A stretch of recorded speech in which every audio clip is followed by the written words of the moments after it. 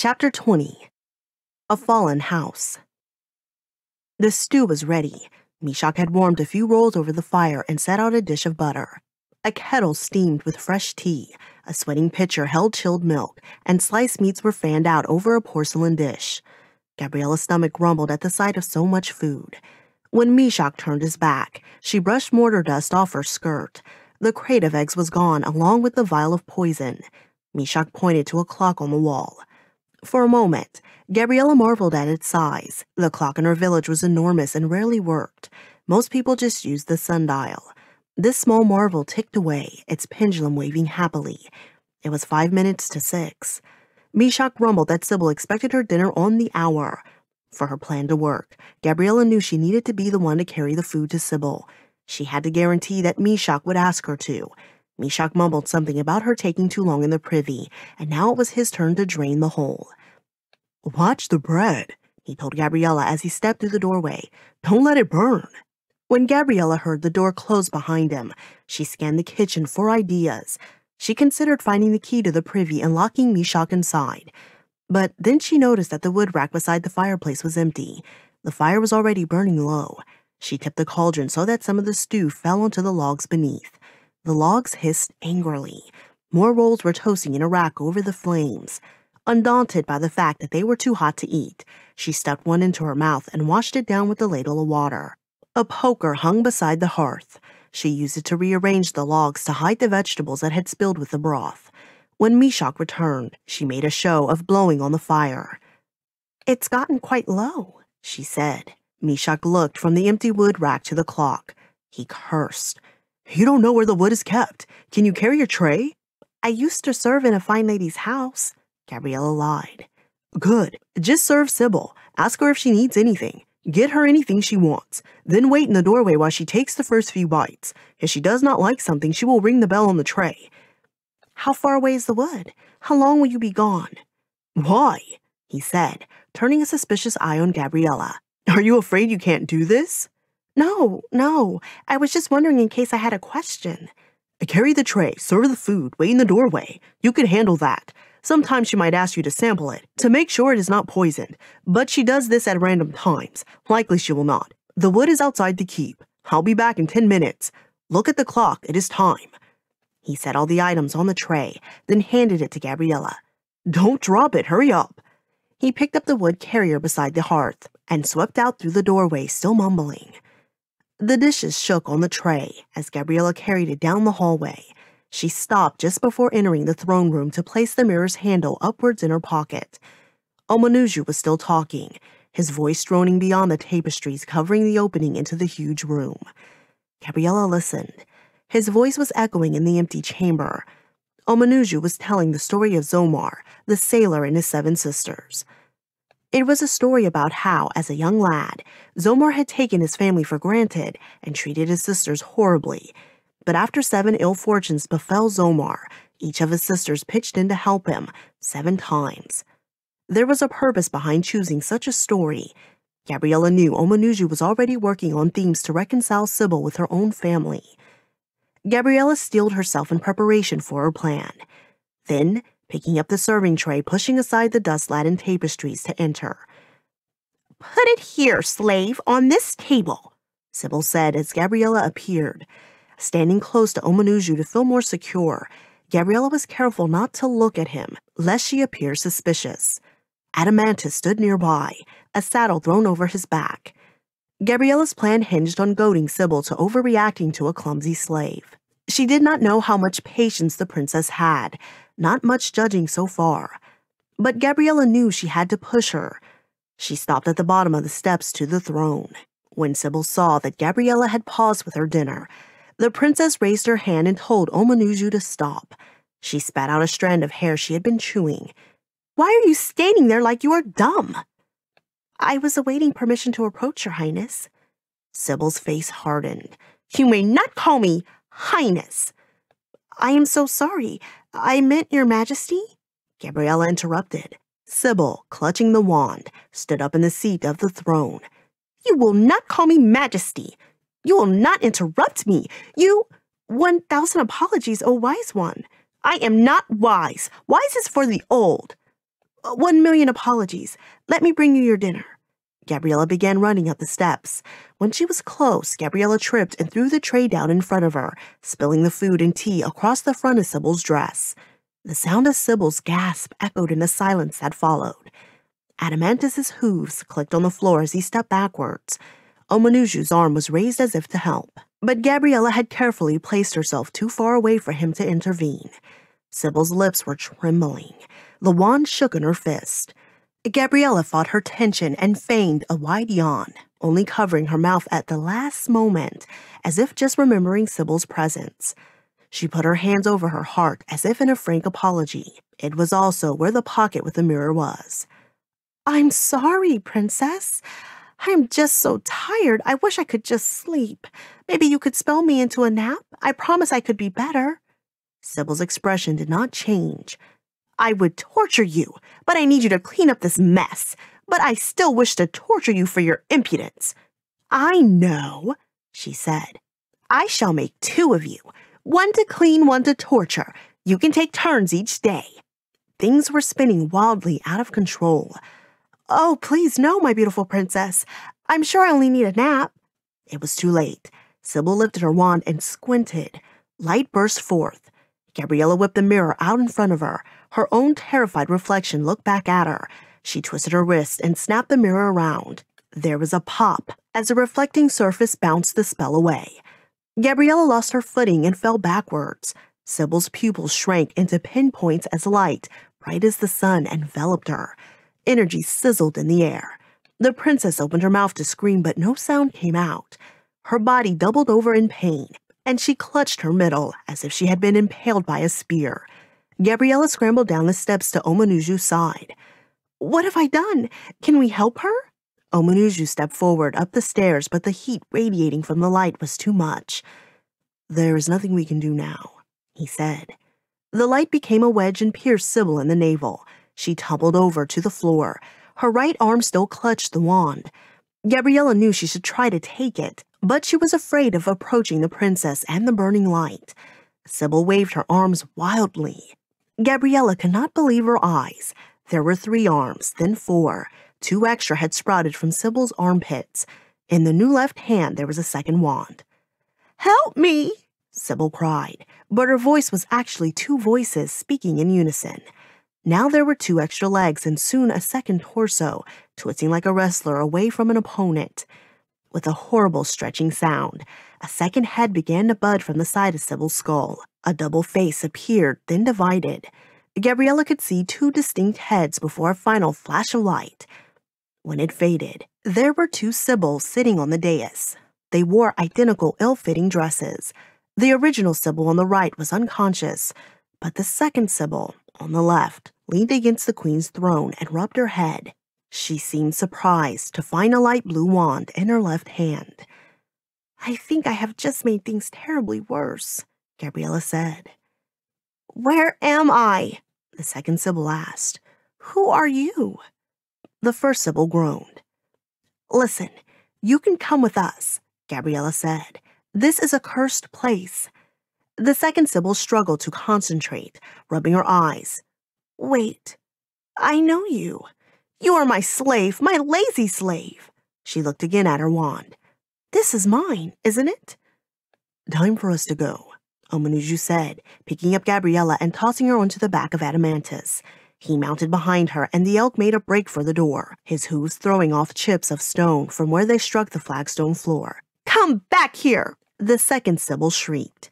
In the courtyard, they skidded to a stop before a surprised Meshach. "What's going on?" He dropped his bundle of wood, the logs tumbling out onto the ground. "Sybil has become the victim of her own spell," Omenuju said. By means of explanation, Gabriella held out the mirror. "I tried goading her into firing at me. I was hoping to deflect a spell of sleep at her, but it was something else." "Where is she now? What happened to her?" "She is unconscious, but the wand." "Forget the wand, Meshach. You can escape with us. This is your only chance," Gabriella said. But he was already running into the castle screaming, his voice echoing off the castle walls. "You little wench! Now you will bend a knee to me!" She felt the elk shudder beneath them. Omenuju sighed. "The corruption in this place is irredeemable. Let the lost seek the lost. They galloped past the Blue Oak, Gabriella fighting back tears that they were leaving with one less in their party than they had arrived with. The elk turned down a corridor, leapt around a colonnade, and descended through the garden. The growth was thick and disoriented her. She lost her sense of direction. When they emerged on the far side of the garden, she saw the Elan's prow directly ahead of them. Funny, that didn't seem to be where they left the ship. That is odd, she said, more to herself than Omenuju. I could have sworn we moored farther down. Adamantus seemed confused as well, and slowed his stride. His nose studied the scents on the wind. Perhaps the ship simply had drifted, Gabriella thought. They were lucky it had not floated farther. The airship disappeared from sight as they passed under one last set of trees before the elk came to an abrupt halt. Adamantus lowered his head to get a better look at the scene unfolding before them. Gabriella, looking between his antlers, could not believe what she saw. Damien was climbing up the hill towards them. It had to be another boy, she thought. The sun was playing tricks on her. This cursed castle was playing tricks on her. The boy in front of her only looked like Damien. He called out her name, his face unmistakable, the voice undeniably his. She had been put asleep, she realized. This was a dream. This was a nightmare. Sybil's punishment. Gabriella! He called out again and ran forward to her.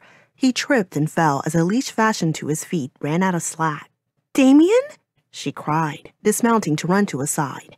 She picked him up. His face was gaunt. His lips were cracked as if he had not had water for days, and he reeked of urine and feces. Once in her arms, he began to keen and rock. It was her brother. He was real. Damien could only take short steps due to the leash. Gabriella followed its length to a figure standing among the trees. In one hand, he held the line leading to Damien. In the other, a crossbow, the bolt loaded and the string taut. Mortimer Creedly, the hunter-trapper from Harkness that had pulled Damien out of the stream what felt like a lifetime ago, looked as shocked to see Omenuju and Gabriella as they were to discover him. Mortimer, Omenuju said. Omenuju, Aunt, what are you doing here? Mortimer's question remained unanswered as a ground-shaking explosion erupted from the castle. Gabriella spun around, her ponytail snapping in the air beside her head, to see a section of the castle wall launch skyward. Bricks hurled into the air, flying towards them like swallows in migration. The entire battlement teetered, leaned, then began to tumble across the garden. Run! Omenuju cried. Gabriella grabbed her brother and darted to her right, just as a piece of castle rolled end over end through the trees. It careened through the garden, breaking branches, flattening bushes, and leaving deep gouges in the ground until it rolled to a stop, settling like a small house fallen from the sky. Smaller pebbles hailed down around them with a noisy rattle, snapping against leaves. The petals were followed by a snow of dust settling over the plants. Gabriella blinked a grit out of her eye as a second clap of thunder sounded, followed by a long, sustained flash. Rays of light shot out from within the main keep, shaving off more of the castle's rocks and mortar, creating a second barrage of wild stones and collapsing battlements. Gabriella curled around her brother. This avalanche, even larger than the first, flew over their heads and landed farther down the garden as great sections of wall toppled and crashed down the slope, crushing statues and sweeping aside trees like angry giants. Gabriella looked up from her brother and saw Mortimer staring down at his crossbow. The bolt had sprung. Omenuju lay on his side, writhing and groaning in pain. When he rolled onto his back, she saw the dart lodge between his ribs. Omenuju! She cried, while Mortimer looked horror-struck at the empty crossbow. He threw it aside and rushed to Omenuju's side. Even Adamantus bent down, his eyes deep pools of anxiety. Omenuju grimaced, lifting his hand from the wound and turning up his palm, now covered in bright red blood. Omenuju, I am so sorry, I did not mean, Mortimer said. An accident, Mortimer, I know, but we must get to the Elan. Omenuju drew himself up, wincing and gasping from the pain of movement. Gabriella and Mortimer pushed him to lay back. Their eyes met. Gabriella saw terrible, sincere shame on Mortimer's face, but it barely registered with her, her anger growing to fury. As if reading her mind, Omenuju croaked, No time for recriminations. We must escape. Adamantus trotted up, sliding in among them so they could help Omenuju onto his back. He clung to Adamantus's neck. then reached down to help Gabriella climb up behind him, his movements leaving a bright red streak of blood on the elk's fur. "No, go! I need to get Damien!" She slapped the elk's flank and turned to her brother. He rocked and moaned, covering his ears and squeezing his eyes shut. He had not been in such a state since they had tried to make him spend a day in the schoolhouse learning with the other children, but this was much worse. Before Gabriella could pick up Damien, Mortimer swept him up and tucked her brother under his arm like a bag of feed. He ducked under a flying brick and motioned for Gabriella to run. They followed Adamantus as he led them through the trees to the pier as bricks continued to shatter around them. At the garden's edge, where the Elan was moored, a smaller ship drifted beside it with the name Tantalon etched onto its side. Gabriella scanned the deck hopefully for passengers, other Harkonites, or even some second incarnation of Gade. But the decks of both ships were empty. Mortimer and her brother must have come alone. A smoking piece of roof from the castle plowed into the deck of the Tantalon like a meteor. It exploded through the planking and shot out the bottom of the hull. The ship swung violently to starboard, its mooring line snapping it back with equal force just before the ship knocked into the larger hull of the Elan. The crippled Tantalon still floated, but Adamantus led them to the Elan. Mortimer, Damien in his arms, raced up the gangway. Gabriella realized she was the only one who could untie the ship's mooring ropes. She sprinted to the first stone plinth and yanked the knots apart. As she bent over the ropes, the back of her neck tingled with more flashes of heat from the castle. Sybil's temper was a terrible one. Gabriella untied the second line and let the rope zip off the side of the cliff. The wood of the hull was smooth under her palms, and she knew a constant, steady push could send the large vessel moving. A ship floating on air was even more responsive than one in water, and the Elan shifted quickly from her efforts. She ran to the gangplank as it slid across the grass towards the cliff's edge. She was halfway up it when it cleared the cliff and suddenly snapped downward, making Gabriella lose her footing. But Mortimer was there to catch her by the sleeve. Gabriella felt herself slipping out of her clothes, but he leaned dangerously over the edge of the top of the gangway and wrapped her wrist in his other hand. Damien was screaming her name. Gabriella stopped sliding, but Mortimer held overcommitted, holding himself in place with only a single boot hooked around a railing. Adamantus took the waistband of Mortimer's trousers in his teeth and pulled them both onto the deck, like a faithful dog pulling his master from a river. "Smart animal." Mortimer nodded at the elk as he lay on his back, his chest rising and falling. Gabriella lay panting, but she had only seconds to catch her breath. "The sails!" she cried, racing to middeck. While she unfurled the main shrouds and the panels, Mortimer carried Omen below, Gabriella warning him to avoid the weak section of the port deck. The Elan was more than a stone's throw from the cliff's edge now. Away from the shelter of the island, the wind gusted. Gabriella cranked the wheel, heaved a lever down the way she had seen Gade do, and banked the Elan into the wide turn. The ship listed, its sails sweeping close to the rocky cliffs. Dishes tumbled from the cupboards and crashed in the galley. With a strong wind, the sailcloth bellied outward, bloody in the light of the setting sun. She flew the ship east, with the sole thought of escaping from the reach of Sybil's wand, but knowing full well they eventually would have to turn back west. The voyage was over. Their hopes of reaching Dis, retrieving the treasure, and saving the Tower of the Dead lay in ruin. They would have to go home, if it was even possible to survive the return trip, empty-handed and defeated.